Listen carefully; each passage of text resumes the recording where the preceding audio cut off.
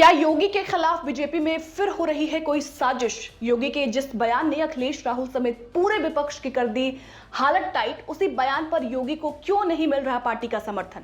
आखिर बीजेपी योगी के इस बयान पर चुप क्यों है? हैरान कर देगी आपको हमारी ये रिपोर्ट। चलिए बताते हैं इसके पीछे की पूरी कहानी। नमस्ते, मेरा नाम श्रुति झा है और अपना उत्तर प्रदेश न्यूज पर आपका स्वागत है। कटेंगे तो कटेंगे, एक रहेंगे तो नेक रहेंगे।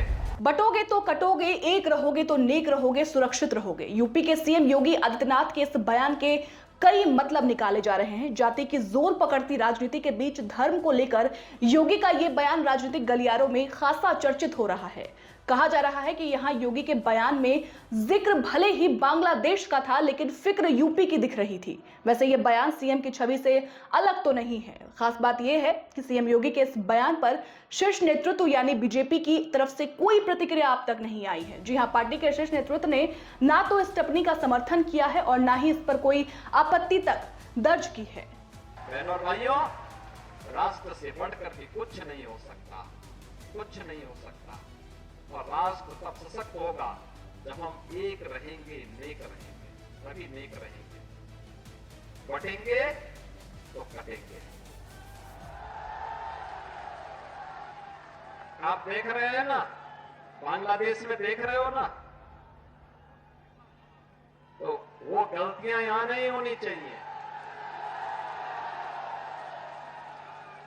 बटेंगे तो कटेंगे, एक रहेंगे तो नेक रहेंगे, सुरक्षित रहेंगे और समृद्धि की पराकाष्ठा को पहुंचेंगे। हमें विकसित भारत की संकल्पना को साकार करने के लिए कार्य करना है। मैं एक बार फिर से राष्ट्रवीर दुर्गादास राठौर जी के इसी चरणों में कोटि कोटि नमन करते हुए, आज उनकी भव्य प्रतिमा यहां पे लगी है।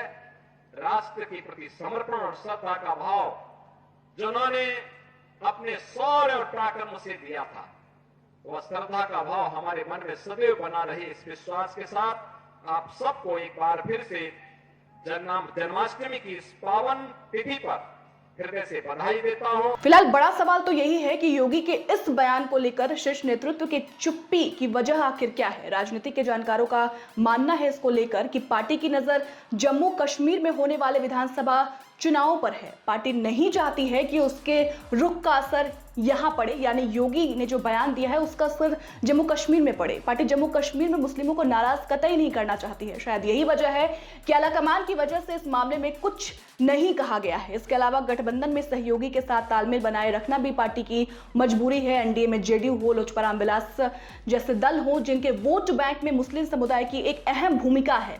असम में नमाज की छुट्टी रद्द करने पर बीजेपी का वैसे ही विरोध हो रहा है, सबके सामने है। इसलिए बीजेपी अभी किसी तरह का कोई रिस्क लेने के मूड में कतई नहीं है। योगी के इस बयान के राजनीतिक कारण भी अब निकाले जा रहे हैं। देखिए, कहा जा रहा है कि योगी के इस बयान का मकसद जाति में बटे वोट को धर्म के आधार पर एकजुट करना है। कहा जा रहा है कि योगी का यह बयान जाति की राजनीति में पिछड़ चुकी बीजेपी को चुनाव में बढ़त दिलवाएगा। योगी के इस बयान पर समाजवादी पार्टी के नेता अखिलेश यादव ने भी तंज कसा था। उन्होंने कहा था कि योगी पीएम बनना चाहते हैं, कम से कम पीएम का रोल नहीं प्ले करना चाहिए था। वहीं विपक्ष ने कहा था कि सीएम योगी अपनी कुर्सी को बचाने के लिए इस तरीके का बयान दे रहे हैं। देखिए, कारण चाहे जो भी हो, लेकिन योगी के इस बयान ने न केवल यूपी बल्कि पूरे देश में भूचाल ला दिया है।